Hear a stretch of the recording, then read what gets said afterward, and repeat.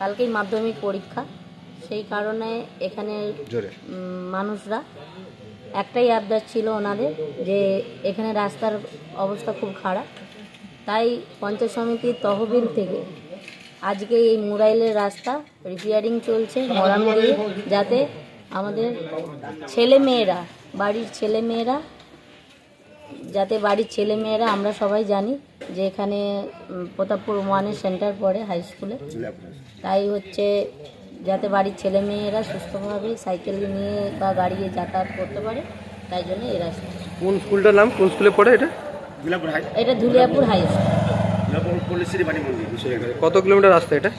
এটা প্রায় কত কিলোমিটার রাস্তা? এটা প্রায় 2 থেকে 2.5 কিলোমিটার। আমার পরিচয়টা? আমার পরিচয় হচ্ছে পঞ্চায়েত সমিতির সভাপতি পাঁশকুড়া 1। এলাকার মানুষের দাবি ছিল, রাস্তাটা অত্যন্ত খারাপ ছিল, আগামীকাল থেকে মাধ্যমিক পরীক্ষা, সেই জন্য আমরা পঞ্চায়েত সমিতির ওন ফান্ড থেকে পাঁশকুড়া এলাকায় প্রায় 6 থেকে 7 লক্ষ টাকা খরচ করে মাধ্যমিক সেন্টারগুলোতে যাতে আমাদের প্রিয় ছাত্রছাত্রীরা সঠিকভাবে যেতে পারে, তার জন্য পঞ্চায়েত সমিতির নিজস্ব তহবিল থেকে আমরা পাঁশকুড়া ব্লকের প্রতাপপুর 1-এর মুরাইল মোহাম্মদপুর উত্তর চাচিয়াড়া থেকে নদরবাগ রেলগেট পর্যন্ত,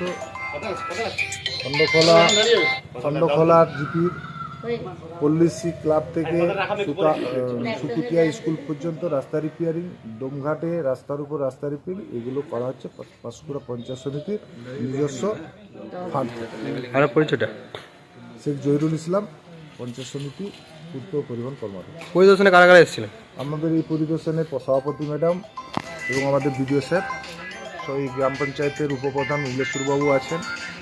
সর্বপ্রথম পাঁশকুড়া পঞ্চায়েত সমিতির কাছে কৃতজ্ঞ অভিনন্দন ধন্যবাদ জানাই। হ্যাঁ। পূর্ত দপ্তরের কর্মাধ্যক্ষ পঞ্চায়েত সমিতির সভাপতি ম্যাডামকে হ্যাঁ। এই উদ্যোগ গ্রহণ করে আজকে যে আমাদের আগামীকাল পাঁশকুড়া মাধ্যমিক পরীক্ষা আছে, ছাত্রছাত্রীদের কথা ভেবে এই রাস্তায় যে রিপেয়ারিংয়ের কাজ এবং মোরাম দিয়ে করে দিয়েছে, এটা এই এলাকার মানুষ কৃতজ্ঞ থাকবে।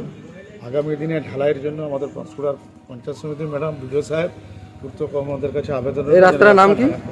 এই রাস্তাটা যে ধুলিয়াপুর থেকে আমাদের মুরাইল, এই রাস্তাটা যে বাসেদের বাড়ি থেকে মুরাইল হাট পর্যন্ত। আমার নাম আর পরিচয়টা? মুদ্রাসুর দত্ত, উপপ্রধান প্রতাপপুরের।